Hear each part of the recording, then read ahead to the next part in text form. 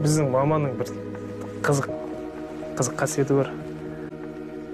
Мен бір мамаға күшті жаңалық айтатын болсын, бір демесе, мама бітті сол кезде бастайды. Құлынам деп жылап бастайды.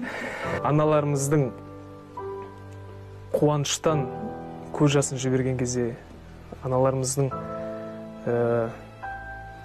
кеудесіне бақыт сыймай күлген кезде ерекше сөзбен айтып жеткізу мүмкін емес, сондай бір сезімге бөлінемін.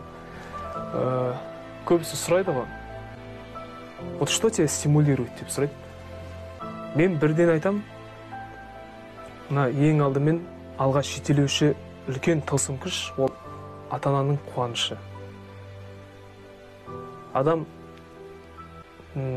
атаққа үйренеді, абыройға да үйренеді.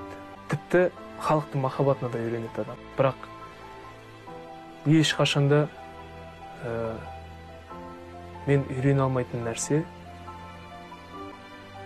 ол ата-анамның қуанып жүргендігі.